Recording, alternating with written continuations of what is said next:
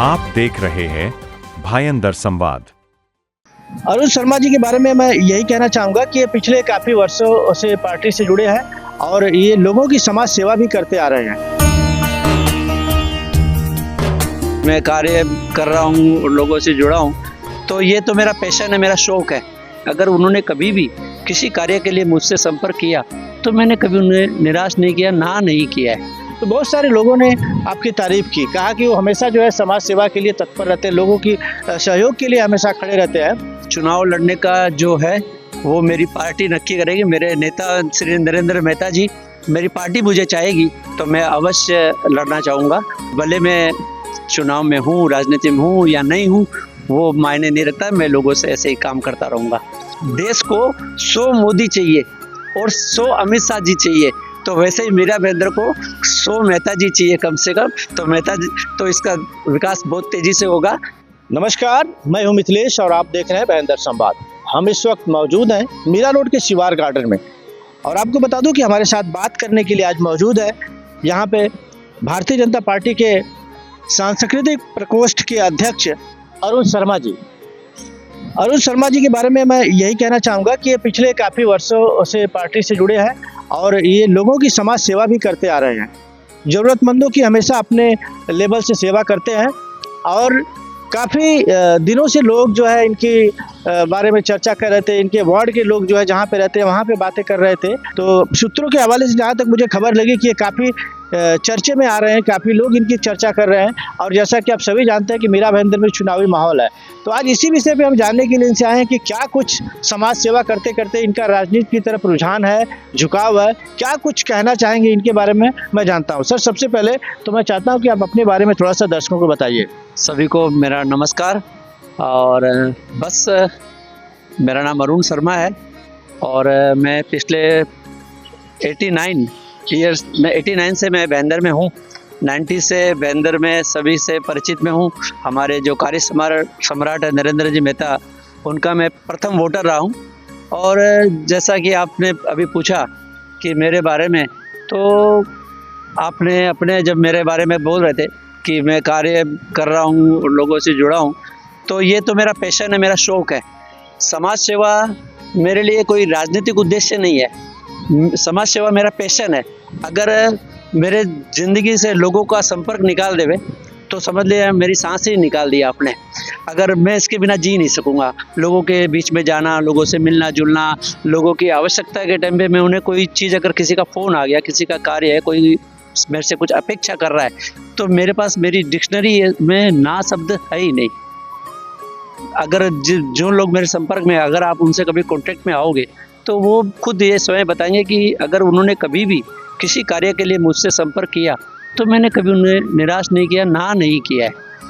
Sir, मैं समझता हूँ कि आप जैसे समाज सेवी, आप जैसे अच्छे लोग जो समाज के लिए हमेशा खड़े रहते हैं, तत्पर रहते हैं, ज़रूरतमंदों के लिए खड़े रहते हैं, ऐसे लोगों का स्वाभाविक है कि चुनाव में आना चाहिए। कोई गलत बात नहीं है, क्योंकि मैं आपसे मिलने से पहले आपके बारे में थोड़ा सा लोगों से पता कर रहा था, पूछ रहा था, तो बहुत सारे लोगों ने आपकी तारीफ़ की, कहा कि वो हमेशा जो है समाज सेवा के लिए तत्पर रहते हैं, लोगों की सहयोग के लिए हमेशा खड़े रहते हैं। तो क्या लोगों की ऐसी इच्छा है या आपकी ऐसी इच्छा है कि आने वाले दिनों में सेवा करते करते चुनाव की तरफ अगर झुकाव बढ़ता है या मौका मिलता है तो क्या आप जाना चाहेंगे? देखिए, चुनाव लड़ने का जो है वो मेरी पार्टी नक्की करेगी। मेरे नेता श्री नरेंद्र मेहता जी, मीरा भाईंदर के अध्यक्ष श्री दिलीप जैन जी, ये मेरे पुराने मित्र लोग हैं और इनको आगे बढ़ते हुए देखते खुशी हो रही है। और अगर ये चाहेंगे, मेरी पार्टी मुझे चाहेगी, तो मैं अवश्य लड़ना चाहूँगा। और ऐसा है कि बाकी मेरा जो कार्य है, लोगों से मिलना जुलना या उनके लिए कोई काम है, वो भले मैं चुनाव में हूँ, राजनीति में हूँ या नहीं हूँ, वो मायने नहीं रखता। मैं लोगों से ऐसे ही काम करता रहूँगा। आप इतने सालों से पार्टी से भी जुड़े हैं, आपने कभी इच्छा नहीं जताई, आपकी या कभी इच्छा नहीं हुई कि मुझे भी कॉरपोरेशन का चुनाव लड़ना चाहिए या इससे आगे बढ़ना चाहिए, राजनीति में जो है एक्टिव होना चाहिए? देखिए, ये सारी इच्छाएं, ऐसा है कि हर आदमी के मन में कुछ न कुछ महत्वाकांक्षा रहती है। और चुनाव लड़ने का अगर कोई रियली ज़मीनी स्तर पर कार्य करता है तो वो चुनाव तो इसलिए लड़ना चाहता है कि उसके संसाधन बढ़ जाते हैं चुनाव लड़के जीतने के बाद, उसके कार्य करने की क्षमता बढ़ जाती है, उसके सोर्सेस बढ़ जाते हैं लोगों तक के अपने कार्य को पहुंचाने के। तो वो उद्देश्य तक तो ठीक है, बाकी लड़ना नहीं लड़ना ये निर्णय पार्टी का रहेगा, मेरे नेता नरेंद्र मेहता जी का रहेगा, श्री दिलीप जी जैन जी का रहेगा। क्या वजह रही कि आप पार्टी में इतने सालों से जुड़े रहने के बावजूद भी आप चर्चा में कम आए, हाँ ये बात सही है। मीडिया को कम फेस किए? हाँ आपकी बात सही है। ये मैंने कभी भी अपने आप को एक्सपोज करने में इंटरेस्ट नहीं रखा, क्योंकि सबसे बड़ा एक्सपोजर तो ऊपर वाला है, और हम जो कार्य करते हैं उसको एक्सपोज करने के लिए नहीं किया, बस ये सोच के किया कि मेरा इंसानियत के नाते धर्म है कि भाई अगर मेरे पास वक्त है तो लोगों के लिए काम आऊँ, लोगों की सेवा कर सकूँ, ताकि जब ऊपर जाऊँ तो मेरे अकाउंट में कुछ अच्छा भी लिखा हो। ये जो आपकी भावना है ना कि मैं अगर कुछ ऊपर जाऊं तो मेरे अकाउंट में कुछ लिखा हो, ये बड़ा कम लोगों के मन में इस तरह के ख्याल आते हैं, आध्यात्मिक विचार, आध्यात्मिक ख्याल। और आपकी बातों से लग रहा है कि आप थोड़ा सा जो संस्कारी टाइप के लोग होते हैं, आध्यात्मिक टाइप जुड़े हुए हो आप। और मुझे लगता है कि ऐसे लोगों को ही समाज में आके आगे बढ़ के सेवा करना चाहिए और राजनीति पे भी आना चाहिए, क्योंकि आपके अंदर की अगर भावना अच्छी है तो आप किसी भी लेवल पे जाओगे, किसी भी पद पे जाओगे, तो आपकी वही भावना काम आएगी और उसी भाव से आप लोगों की सेवा करोगे।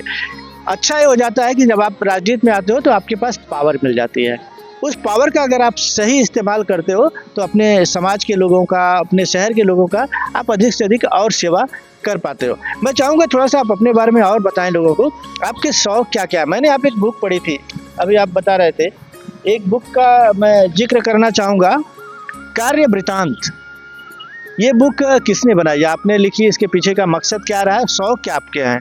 सर ये बुक तो सिर्फ एक रिकॉर्ड के लिए बनाई थी कि याद रहे कि मैं क्या किया और जो मैं किया उसको भूलूं नहीं। जैसे मेरा सबसे शौक तो सर, मैंने भारत विकास परिषद जो एक राष्ट्रीय स्तर की संस्था है जिसकी ऑल ओवर इंडिया 1400 से अधिक शाखा है, और उसके अंदर जब मैं शाखा स्तर पे काम शुरू किया और मुझे राज्य स्तर तक मुझे काम करने मिला, श्री एस गुप्ता जी के नेतृत्व में जब हम काम कर रहे थे तो उन्होंने गुरुवंदन छात्र अभिनंदन जैसा कार्य मुझे सौंपा, और उस गुरुवंदन छात्र अभिनंदन के कार्य के माध्यम से मैं स्कूलों में गया हूँ, लाखों बच्चों को, और कम से कम 350-400 स्कूलों में मैंने जाके लेक्चर्स दिए, बच्चों को ये बताया हूँ कि अपनों से बड़ों का सम्मान क्यों करना चाहिए, हम अपने से बड़ों के पैर क्यों छूना चाहिए, माता पिता का ज़िंदगी में महत्व क्या है,